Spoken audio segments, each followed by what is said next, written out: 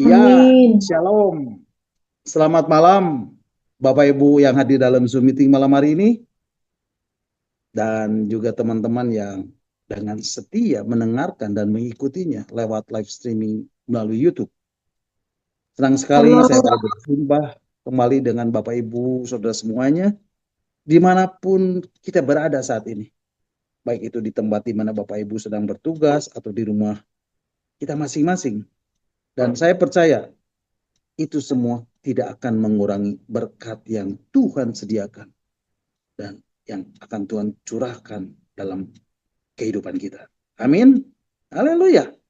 Kiranya damai sejahtera dan sukacita dari Allah Bapa, Tuhan Yesus dan Roh Kudus senantiasa bersama-sama dengan Bapak Ibu sekarang dan sampai selama-lamanya. Bapak Ibu, saya percaya malam hari ini secara khusus kita boleh menikmati bersama-sama pujian penyembahan yang dahsyat, yang luar biasa. Dan saya percaya Tuhan hadir di tengah-tengah kita. Rohnya yang hidup itu bertahta di atas puji-pujian anak-anaknya. Amin. Dan saya percaya kita semua memiliki kerinduan untuk boleh mendengarkan bagian-bagian firman Tuhan yang akan saya sampaikan malam hari ini. Supaya kita menjadi orang-orang yang terus bertumbuh di dalam pengenalan akan Tuhan. Hidup kita semakin hari semakin kudus. Dan itu yang dikehendaki oleh Tuhan untuk boleh menjadi serupa dengan gambaran anak, yaitu Yesus Kristus, dan sempurna seperti Bapa yang adalah sempurna. Nah, Bapak Ibu, malam hari ini kita akan kembali merenungkan bagian-bagian firman Tuhan tentang arti kehadiran Tuhan bagian yang ke-163. Bapak Ibu bisa kembali mendengarkan bagian-bagian firman Tuhan tentang arti kehadiran Tuhan yang sudah saya sampaikan melalui link YouTube yang sudah Pak Hen share lewat WhatsApp Discipleship Cell Group wilayah Barat dan Timur. Nah, Bapak Ibu, malam hari ini kita akan kembali membahas dan merenungkan bagian-bagian firman Tuhan tentang arti kehadiran Tuhan bagian yang ke-163. Dan malam hari ini saya beri tema Roh Kudus yang berdiam bagian yang keempat. Bapak Ibu siap terima firman Tuhan malam hari ini? Berapa banyak yang bilang, aku rindu pesanmu Tuhan malam hari ini?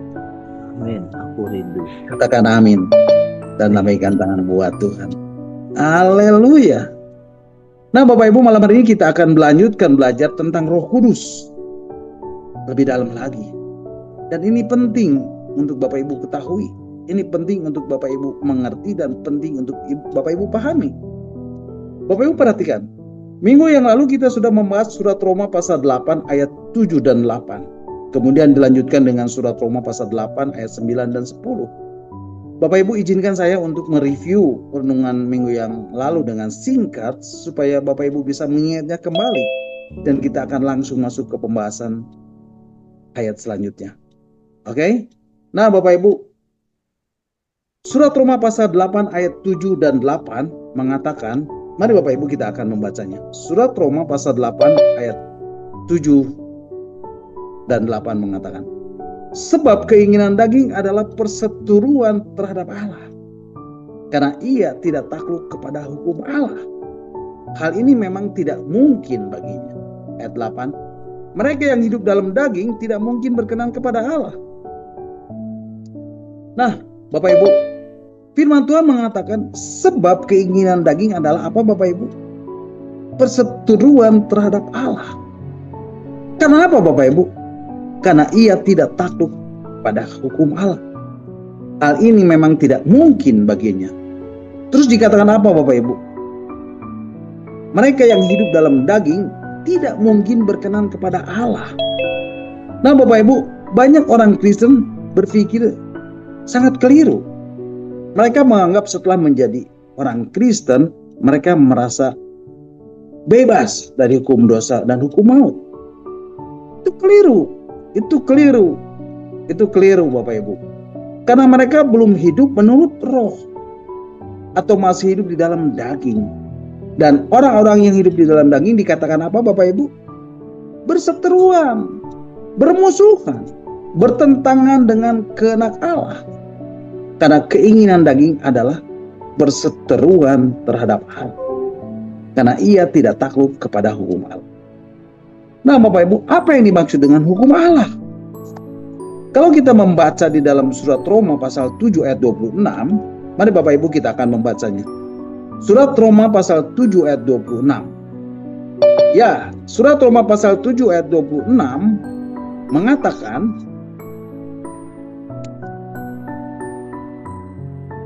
jadi dengan akal budiku aku melayani hukum Allah. Ya, Roma 7 ayat 26. Mohon maaf. Ya, saya bacakan ya. Jadi dengan akal budiku aku melayani hukum Allah. Tetapi dengan tubuh insaniku aku melayani hukum dosa. Nah Bapak Ibu, ayat ini mengesankan bukan? Di sini seakan-akan Rasul Paulus hidup di dalam dua dunia. Jadi dengan akal budiku aku melayani hukum Allah, tetapi dengan tubuh insaniku aku melayani hukum dosa. Seperti hidup dalam dualisme. Dia taat kepada hukum Allah. Akal budinya melayani hukum Allah, tapi tubuhnya ditundukkan pada hukum dosa. Nah Bapak Ibu harus belajar benar-benar mengenai ayat ini. Maksudnya apa Bapak Ibu? Maksudnya di sini ada dua bagian yang harus kita mengerti dan pahami. Yang pertama, jadi dengan akal budiku aku melayani hukum Allah. Bapak Ibu, di sini Rasul Paulus menundukkan dirinya kepada hukum Allah. Artinya Rasul Paulus dengan sungguh-sungguh menundukkan pikirannya kepada hukum Allah. Apa hukum Allah itu Bapak Ibu? Hukum Allah ini adalah hukum kesucian Allah. Dan ini bukan hukum Taurat biasa. Sebab kalau hukum Taurat biasa, Rasul Paulus tidak perlu bergumul mati-matian. Mengapa Bapak Ibu? Karena sebelum Rasul Paulus mengenal Tuhan Yesus, dia berkata, aku tidak bercacat. Tetapi hukum Allah di sini adalah hukum kesucian Allah. Dan Rasul Paulus berkata dalam terjemahan teks aslinya, di dalam teks bahasa Yunani dikatakan, aku dengan sungguh-sungguh menundukkan atau memperbudak diri kepada hukum Allah. Tetapi kalimat berikutnya Bapak Ibu, yang kedua dikatakan, tetapi dengan tubuh insaniku aku melayani hukum dosa. Artinya sementara aku masih hidup di dalam tubuh dagingku, aku masih hidup di dalam kodrat dosa. Bapak Ibu paham sampai di sini? Ada dua kalimat di dalam ayat ini. Yang pertama, jadi dengan akal budiku aku melayani hukum Allah. Aku dengan sungguh-sungguh menundukkan, aku memperbudak diriku kepada hukum kesucian Allah. Dan kalimat berikutnya, dengan tubuh insaniku aku melayani hukum dosa. Nah, Bapak Ibu, kalau kita lihat teks aslinya, saya terjemahkan langsung saja Bapak Ibu ya, supaya Bapak Ibu tidak bingung. Dikatakan yang pertama, jadi dengan akal budiku aku melayani hukum Allah. Aku sungguh-sungguh menundukkan diri kepada hukum kesucian Allah.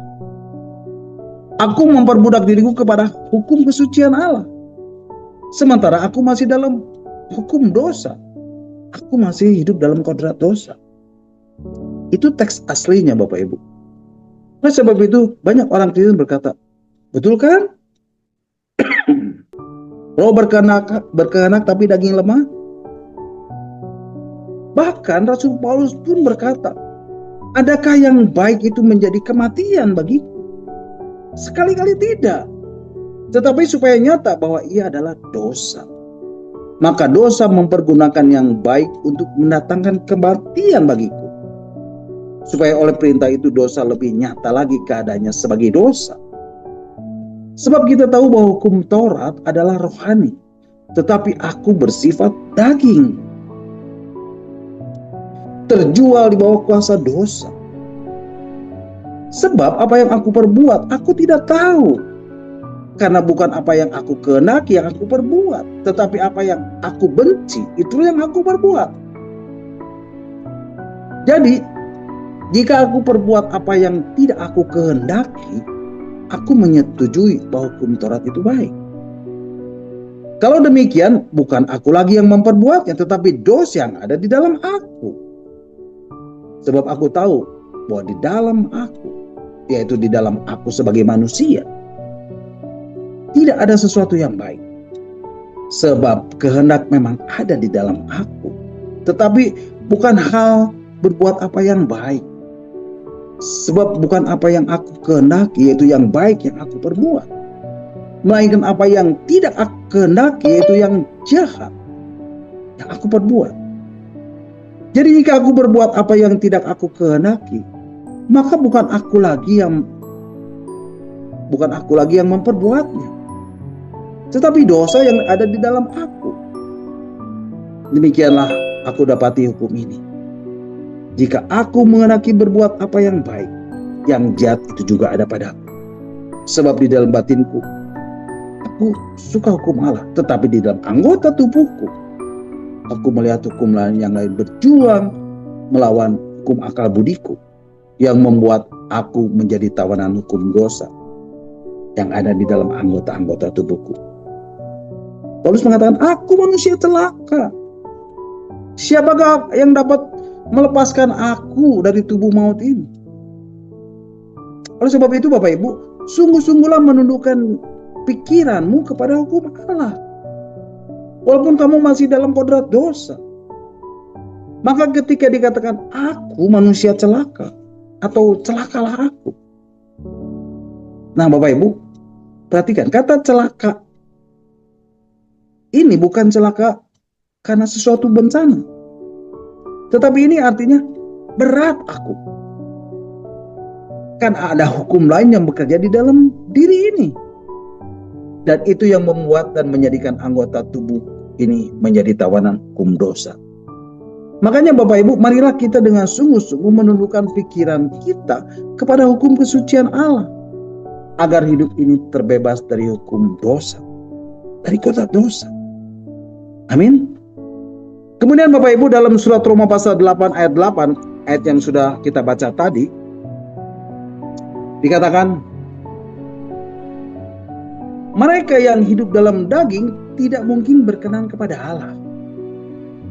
Bapak Ibu, kalau Bapak Ibu masih hidup di dalam daging, masih hidup menuruti keinginan daging, masih hidup dalam tabiat dosa, maka hidup Bapak Ibu dikatakan apa? Tidak akan berkenan kepada Allah.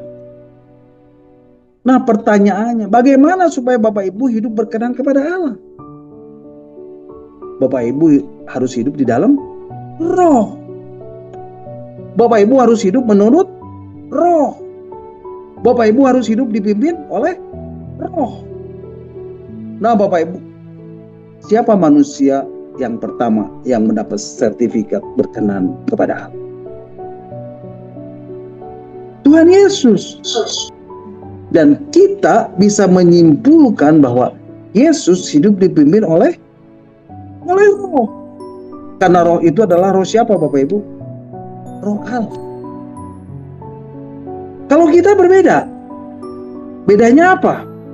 Ketika Allah menciptakan manusia, Allah mengembuskan rohnya ke dalam hidup manusia. Dan manusia hidup oleh karena roh Allah. Manusia jadi memiliki roh. Tetapi ketika manusia tidak taat kepada perintah Allah, maka roh manusia itu menerima perbudakan. Tetapi kalau sekarang kita bisa memanggil dia Bapa, iya Abba, iya Bapa. Di dalam Roma pasal 8 ayat 15, mantap enggak? Mantap sekali. Artinya kita kembali memiliki roh dari Allah. Maka roh manusia itu menerima, maka kita sekarang bisa memanggil dia ya Abba, ya Bapa. Nah Bapak Ibu, kalau dikatakan seorang bisa berkategori berkenan di hadapan Allah, maka semua yang dilakukannya dan keadaan batinnya harus sesuai dengan keinginan Allah. bukan hanya yang dilakukannya saja, tetapi juga keadaan batinnya harus sesuai dengan keinginan Allah. Karena seringkali orang munafik, betul? Apa yang dilakukannya tidak sesuai dengan apa yang ada di dalam batinnya. Nah, jika apa yang dilakukannya dan keadaan batinnya sesuai dengan keinginan Allah, itulah kehidupan yang dimiliki oleh Tuhan Yesus. Dan kita, Bapak Ibu Saudara dan saya, harus hidup seperti Yesus hidup. Bapak Ibu harus hidup mengikuti jejak-jejak Yesus hidup. Amin. Surat Roma pasal 8 ayat 9 dan 10. Mari Bapak Ibu kita akan membacanya. Surat Roma pasal 8 ayat 9 dan 10. Firman Tuhan mengatakan,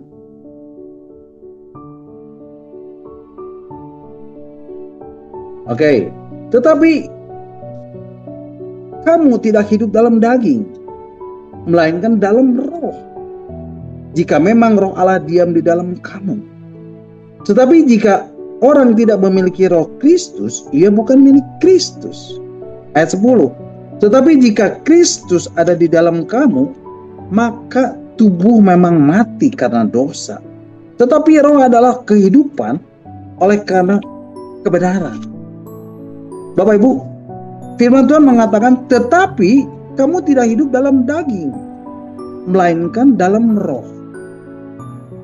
Nah Bapak Ibu, kata melainkan dalam roh di sini artinya hidup menurut roh yang dilahirkan oleh pimpinan Roh Kudus melalui Logos dan Rema. Hidup dalam roh di sini artinya hidup dalam pengaruh dan kendali roh manusia itu sendiri melalui jiwanya. Saya ulangi sekali lagi. Hidup dalam roh di sini artinya hidup dalam pengaruh dan kendali roh manusia melalui jiwanya. Jiwanya dikendalikan dan dipengaruhi oleh roh manusia. Dan jiwanya mengendalikan seluruh hidupnya. Kalimat selanjutnya, jika memang roh Allah diam di dalam kamu, Bapak Ibu, tidak mungkin orang bisa berkenan kepada Allah kalau tidak menerima Roh Kudus. Tidak mungkin, tidak mungkin, tidak mungkin. Maka dikatakan jika memang roh Allah diam di dalam kamu, artinya bahwa roh Allah dimaterai, ditempelkan di dalam diri kita untuk menuntun roh kita agar dapat menguasai jiwa. Dan jiwa mengendalikan kehidupan. Bapak Ibu, tidak mungkin kamu bisa hidup menurut pimpinan roh Allah kalau tidak roh Allah diam di dalam kamu. Tidak mungkin, tidak mungkin, tidak mungkin Bapak Ibu. Maka kalimat berikutnya apa? Jika memang roh Allah diam di dalam kamu, artinya Roh Kudus ini dimaterai supaya kamu memiliki peluang untuk hidup menurut roh. Sebab roh Allah inilah yang memerdekakan dari hukum dosa dan hukum maut. Kalimat berikutnya, tetapi jika orang tidak memiliki roh Kristus, ia bukan milik Kristus. Bapak Ibu, di sini kita kacau nggak pikirannya? Kacau, tapi hebat Tuhan itu. Kenapa tidak roh Yesus? Tidak roh Allah lagi? Kok roh Kristus? Coba kalau bukan Roh Kudus yang mengilhami Paulus menulis ini, nggak mungkin kita paham. Dan kita tanya Roh Kudus, gimana ya Tuhan? Kenapa kok tidak roh Yesus? Tidak roh Allah lagi? Kok roh Kristus? Gimana ya? Mari Bapak Ibu kita akan baca kembali ayat ini. Tetapi kamu tidak hidup di dalam daging, melainkan dalam roh. Jika memang roh Allah diam di dalam kamu. Tetapi jika orang tidak memiliki roh Kristus, ia bukan milik Kristus. Jadi roh Kristus itu apa? Apa Bapak Ibu? Oke, kita baca ayat 7 dan 9 ya. Roma pasal 8 ayat 7 dan 9. Sebentar Bapak Ibu, nanti kita tahu akan maksudnya. Ini roh Kristus ini gimana? Roh Allah, roh Kristus, kenapa tidak roh Yesus atau roh Allah lagi? Mari kita baca. Sebab keinginan daging adalah perseteruan terhadap Allah, karena ia tidak takut kepada hukum Allah. Hal ini memang tidak mungkin baginya. Ayat 8, mereka yang hidup dalam daging tidak mungkin berkenan kepada Allah. Tidak mungkin berkenan kepada Allah karena standar kesucian Allah itu harus roh dari Allah. Yang satu chemistry, yang satu unsur, yang satu pikiran, yang satu perasaan dengan Allah. Yang menguasai jiwa. Jiwa mengendalikan roh. Makanya kalau yang masuknya pengaruhnya dari dunia, gak mungkin berkenan pada Allah. Gak mungkin berkenan. Itu maksudnya. Terus ayat 9. Tetapi kamu tidak hidup di dalam apa Bapak Ibu? Tidak hidup di dalam daging, melainkan di dalam roh. Jika apa Bapak Ibu? Jika memang roh Allah diam di dalam kamu. Nah, ini kuncinya. Jika memang roh Allah diam di dalam kamu. Jadi jika roh Allah diam di dalam kamu, makanya yang banyak dituntut apa Bapak Ibu? Yang banyak dituntut banyak. Makanya untuk orang Kristen, untuk orang percaya Tuhan Yesus, katakan kamu harus sempurna. Kemudian dikatakan apa Bapak Ibu? Tetapi jika orang tidak memiliki roh Kristus, ia bukan milik Kristus. Nah, dalam ayat ini juga ditegaskan bahwa barang siapa tidak memiliki roh Kristus, ia bukan milik Kristus. Mengapa dikatakan demikian? Tetapi jika orang tidak memiliki roh Kristus, ia bukan milik Kristus. Perhatikan teks ini. Tidak dikatakan roh Yesus atau roh Allah, tetapi roh Kristus. Nah Bapak Ibu, di sini saya mau memberikan sedikit penjelasan, yaitu mengenai roh Allah, roh Yesus, dan roh Kristus. Bapak Ibu perhatikan. Roh Allah ini jelas menunjuk kepada rohnya Allah. Ini sama dengan Roh Kudus. Dalam hal ini kita tidak boleh membedakan secara mutlak antara roh Allah dengan Allah sendiri. Sebab roh Allah adalah rohnya Allah sendiri. Ini satu-satunya keistimewaan yang tidak dimiliki siapapun. Ini hanya dimiliki oleh Allah Bapa, Theos, yang mempunyai kuasa, kemuliaan, kerajaan. Allah Bapa yang disebut Theos ada di tempat yang tidak terhampiri, tetapi rohnya hadir di mana-mana. Itu yang dimaksud Tuhan Yesus di dalam Injil Yohanes pasal 4 ayat 24. Allah itu roh, dan barang siapa menyembah Dia harus menyembahnya di dalam roh dan kebenaran. Bapa Theos adalah roh, dan rohnya melingkupi seluruh jagat raya.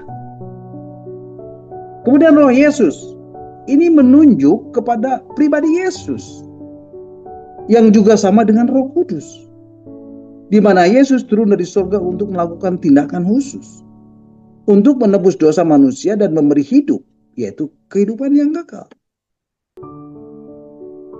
Roh Kristus ini tidak menunjuk kepada pribadi Yesus, tetapi Roh Kristus di sini menunjuk kepada hasrat atau gairah yang ada pada Yesus. Kristus artinya yang diurapi. Dalam hal ini Kristus tidak menunjuk kepada pribadi Yesus, tapi kepada pengurapannya. Ya, pengurapannya, yaitu spirit atau gairahnya sebagai yang diurapi. Nah Bapak Ibu, di dalam roh Kristus terdapat kecerdasan. Nanti Bapak Ibu bisa baca di dalam Lukas pasal 2 ayat 47. Ada hikmat, Lukas pasal 2 ayat 52. Dan kepenuhan karunia roh atas pribadi yang menjadi anak Allah oleh karena pimpinan Roh Kudus. Jadi di dalam roh Kristus ada kecerdasan, ada hikmat dan kepenuhan roh. Kepenuhan karunia roh atas pribadi yang menjadi anak Allah oleh karena pimpinan Roh Kudus.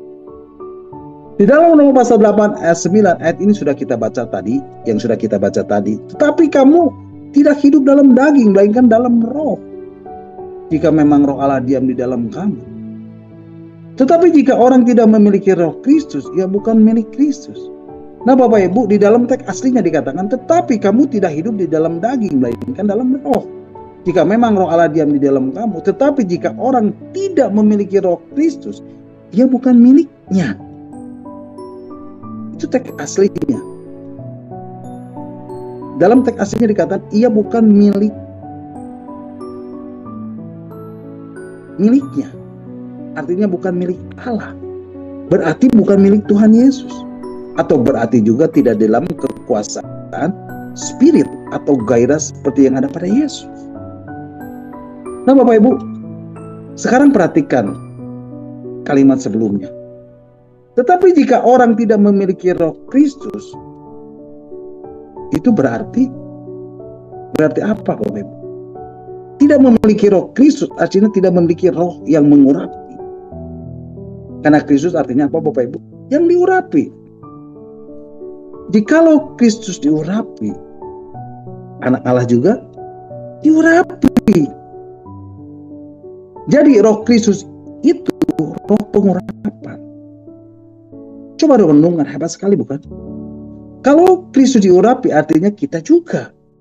Berarti kita juga diurapi. Nah, pengurapan atas kita itu melalui roh Allah yang diberikan kepada kita.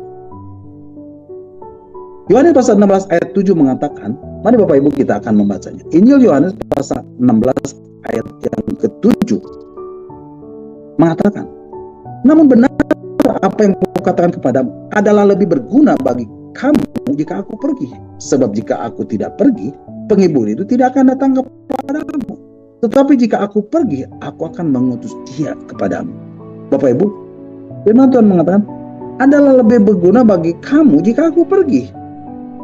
Sebab jika aku tidak pergi, penghibur itu tidak datang kepadamu. Lebih baik aku naik ke surga, supaya Roh Kudus turun. Dan Roh Kudus itu di dalam Injil Yohanes pasal 16 ayat 13 dikatakan apa Bapak Ibu? Yuk kita baca. Yohanes pasal 16 ayat 13. Injil Yohanes pasal 16 ayat 13 dikatakan, tetapi apabila ia datang yaitu roh kebenaran, ia akan memimpin kamu ke dalam seluruh kebenaran. Sebab ia tidak akan berkata-kata dari dirinya sendiri, tetapi segala sesuatu yang didengarnya itulah yang akan dikatakannya. Dan ia akan memberitakan kepadamu hal-hal yang akan datang. Lebih baik aku naik ke surga, supaya Roh Kudus turun. Dan Roh Kudus ini yang akan memimpin kamu kepada seluruh kebenaran. Roh Kristus artinya apa? Kristus artinya yang diurapi. Jadi kalau seseorang tidak memiliki Roh Kristus, roh pengurapan itu, ia tidak mungkin hidup menurut roh.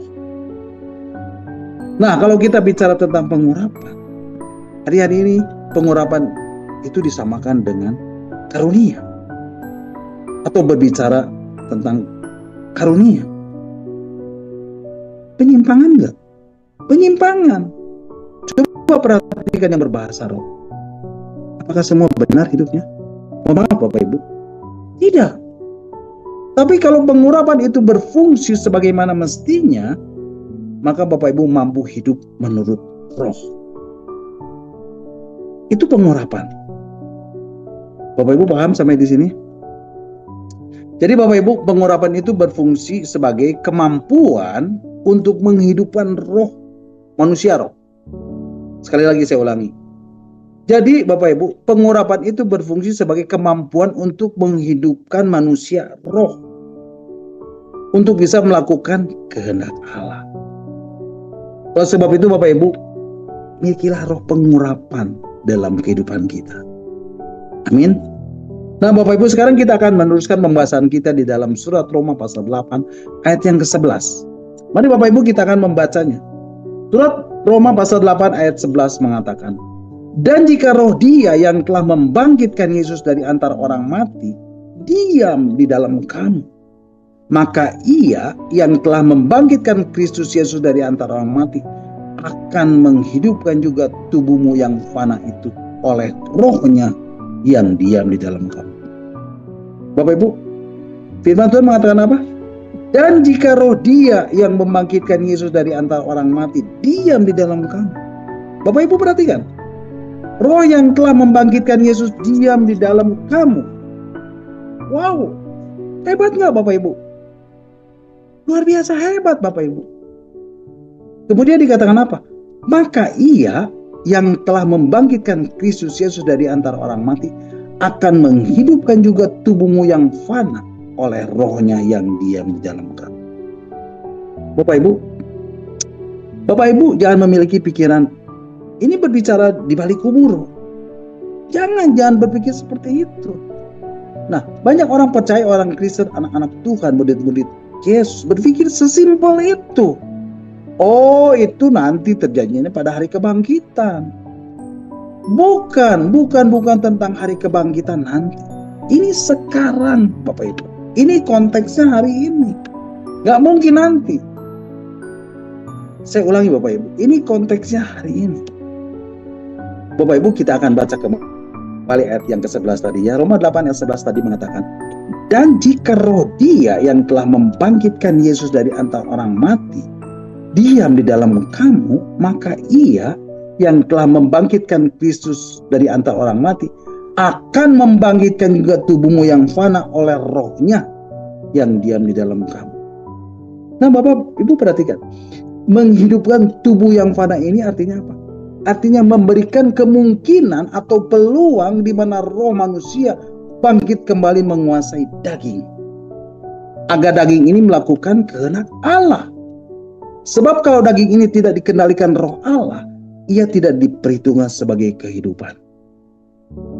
Nah Bapak Ibu, kalau berbicara tentang pengurapan, hendaknya kita tidak hanya menitik beratkan kepada karunia, tetapi kepada kemampuan atau kuasa Tuhan yang Tuhan berikan untuk hidup sesuai dengan kehendak Allah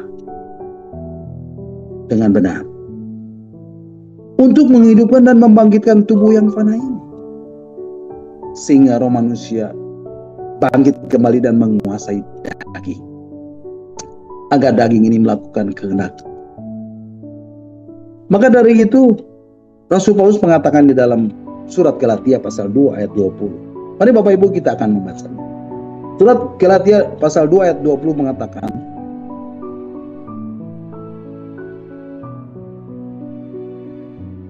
namun aku hidup, tetapi bukan aku sendiri. Tetapi bukan lagi aku sendiri yang hidup, melainkan Kristus yang hidup di dalam aku. Dan hidupku yang kuhidupi sekarang di dalam daging adalah hidup oleh iman dalam anak Allah yang telah mengasihi aku dan menyerahkan dirinya untuk aku. Bapak Ibu perhatikan, bagaimana Rasul Paulus dalam suratnya mengatakan, namun aku hidup, tetapi apa Bapak Ibu? Bukan lagi aku sendiri yang hidup, melainkan apa Bapak Ibu? Melainkan Kristus. Yang apa Bapak Ibu? Yang hidup di dalam aku. Dan hidupku yang kuhidupi sekarang di dalam daging adalah hidup oleh apa Bapak Ibu? Oleh iman dalam anak Allah yang telah mengasihi aku dan menyerahkan dirinya untuk aku. Jadi membangkitkan di sini bukan berarti kebangkitan nanti pada masa rapture atau kedatangan Yesus yang kedua kali. Bapak Ibu paham sampai di sini? Mari Bapak Ibu kita lanjutkan. Jadi hanya orang yang diurapi roh Allah yang memiliki peluang dapat dikendalikan oleh Allah. Sebab roh Allah inilah yang menuntun roh manusia menjadi sepikiran dan seperasaan dengan Allah, yang menguasai kehidupan melalui jiwanya. Bapak Ibu, orang yang tidak dikendalikan oleh rohnya pasti dikendalikan oleh jiwa yang dikuasai kedagingan, yang telah tercemar oleh keinginan dunia. Ini berarti ia memiliki dirinya sendiri, hidup suka-suka sendiri. Tetapi Tuhan ingin supaya kita dimiliki oleh Kristus. Jadi jangan heran kalau Tuhan mengatakan, biarlah orang mati menguburkan orang mati.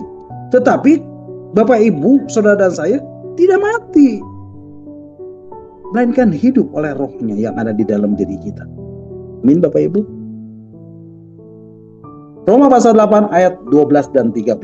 Mari Bapak Ibu kita akan baca. Roma pasal 8 ayat 12 dan 13.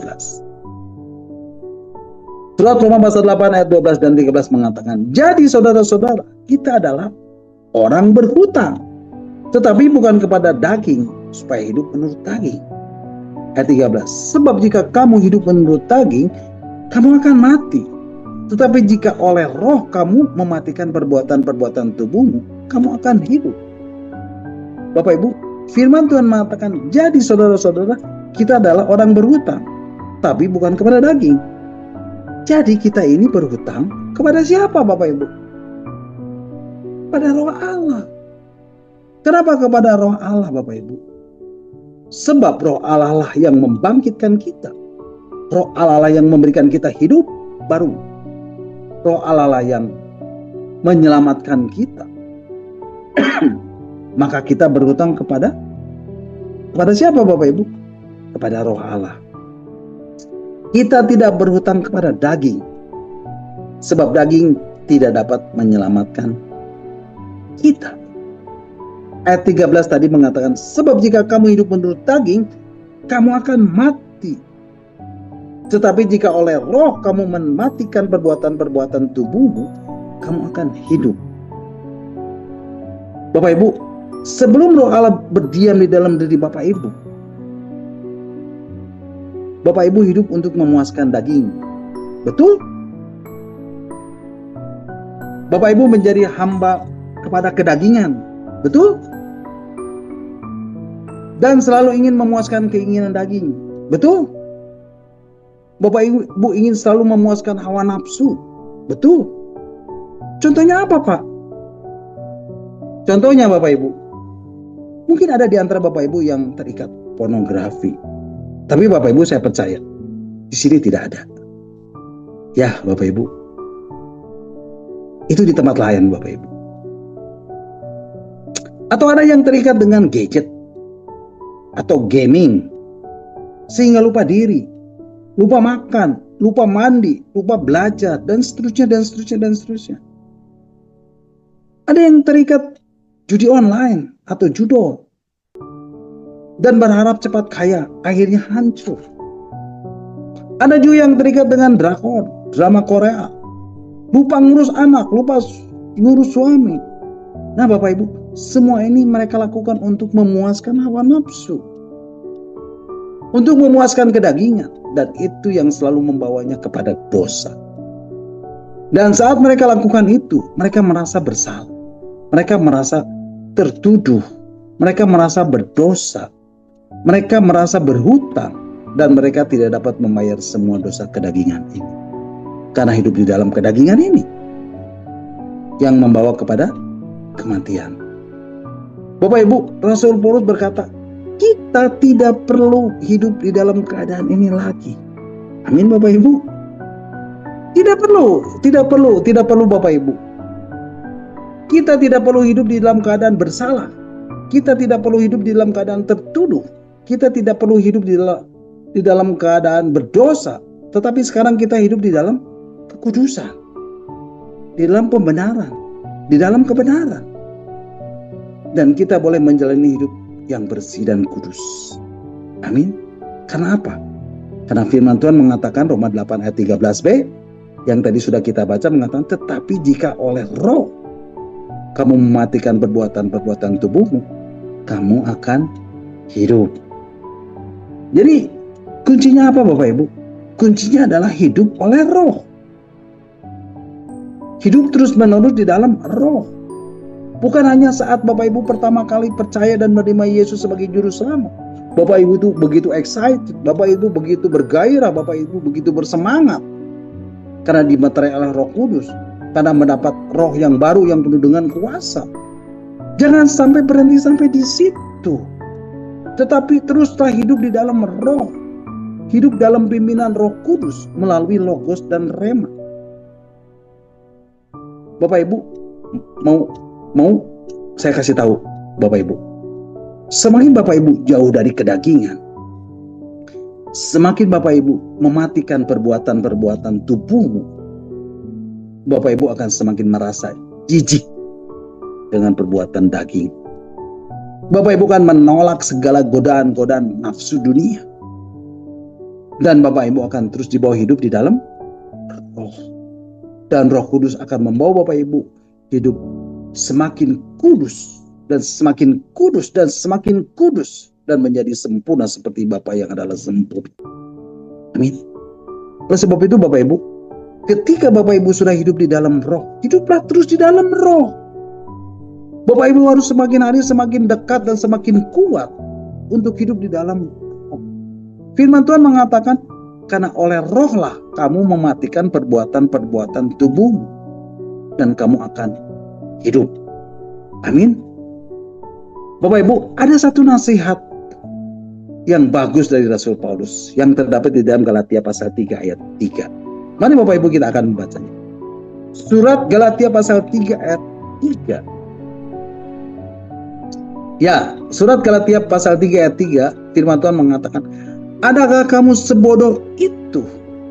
Kamu telah mulai dengan roh. Maukah kamu sekarang mengakhirinya di dalam daging?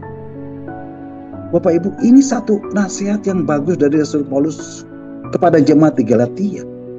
Adakah kamu sebodoh itu? Kamu telah mulai dengan roh. Maukah kamu sekarang mengakhirinya di dalam daging? Jadi Bapak Ibu, kalau Bapak Ibu sudah memulai hidup yang baru, yaitu hidup di dalam roh, jangan pernah kembali kepada hidup yang lama. Kalau Bapak Ibu sudah menerima hidup yang baru di dalam Yesus, Bapak Ibu jalanilah hidupmu di dalam roh. Jangan menjadi orang Kristen yang lupa akan kebenaran ini dan mereka kembali kepada kehidupan yang lama mereka dan lebih suka hidup di dalam kedagingan daripada di dalam roh. Jangan Bapak Ibu. Ingatlah akan nasihat Rasul Paulus ini. Adakah kamu sebodoh itu? Kamu telah mulai dengan roh. Maukah kamu sekarang akhirnya di dalam daging? Bapak Ibu, jadikanlah nasihat ini untuk menjadi peringatan kepada kita. Supaya kita yang telah hidup menurut roh, untuk terus hidup di dalam roh.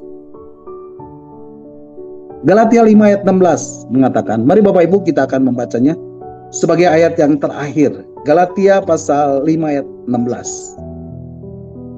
Galatia pasal 5 ayat 16 mengatakan, maksudku ialah hiduplah oleh roh, maka kamu tidak akan menuruti keinginan daging.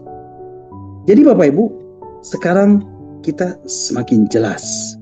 Kunci untuk hidup mengatasi keinginan daging adalah apa Bapak Ibu? Hidup oleh roh. Hidup di dalam kuasa Roh Kudus dan pimpinan Roh Kudus. Amin Bapak Ibu. Amin. Oke, nah Bapak Ibu sampai di sini dulu renungan kita malam hari ini. Amin. God bless you all. Bapak Ibu, di akhir renungan ini saya mau naikkan satu pujian. Bekerjalah ya Roh Kudus. Satu pujian yang sangat memberkati saya. Dan biarlah pujian ini juga akan memberkati Bapak Ibu semua malam hari ini. Mari kita angkat pujian ini bersama-sama. Bekerjalah ya Roh Kudus.